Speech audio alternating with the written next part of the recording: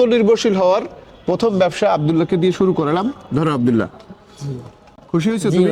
ব্যবসা করবা? অবশ্যই ভাই, এটা প্রথম বিশ্বাস করে আমার ইজ্জত রাখবা। এই যে আমি দর্শকদের বলতেছি যে এই ছেলেগুলা মানুষ হবে ইনশাআল্লাহ, আমি এদেরকে একদিন মানুষ করে দেখাবো, এরাও বড় হবে, প্রতিষ্ঠিত হবে ইনশাআল্লাহ। এইখানে আব্দুল্লাহ টোটাল 86 প্যাকেট মাল আছে, বাদাম বুট থেকে শুরু করে টোটাল 86 প্যাকেট মাল আছে।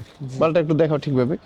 টোটাল 86 প্যাকেট মাল আছে। তুমি যদি এটা বিক্রি করো 10 টাকা করে, তাহলে কত আসবে জানো? 860 টাকা। 860 টাকা। এইখানে পুঁজি আছে আমার 450 টাকা।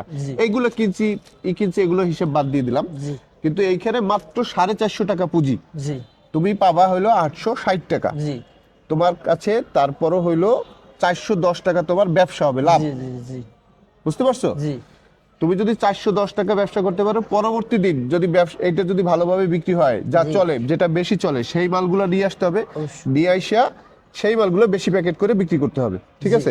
ডেইলি যদি 100 প্যাকেট বিক্রি করতে পারো, 500 টাকার মাল লাগবে, 1000 টাকা বিক্রি করতে পারবা, তাহলে তোমার ব্যবসা থাকবে 500 টাকা। এইরকম করে করে তুমি যদি ব্যবসাটা করো, এই ছোট করে দিলাম, ব্যবসাটা যদি করো, এইটাকে আরো বড় করে তোমার অন্য ব্যবসা যদি করতে চাও বা এই ব্যবসা যদি বড় করতে চাও, তখন আমরা আবার পুঁজি দেওয়ার চেষ্টা করব ইনশাআল্লাহ। তাহলে এই হলো আব্দুল্লাহকে আমি আজকের এই প্রথম আত্মনির্ভরশীল হওয়ার প্রথম ব্যবসা আব্দুল্লাহকে দিয়ে শুরু করলাম। ধরো আব্দুল্লাহ, খুশি হয়েছে তুমি?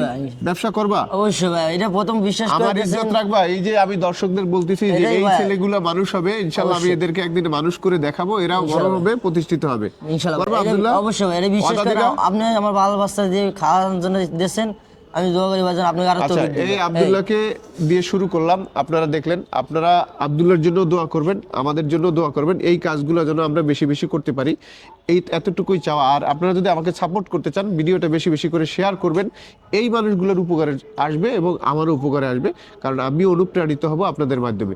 তো সবাই ভালো থাকবেন, সুস্থ থাকবেন। আল্লাহ হাফেজ।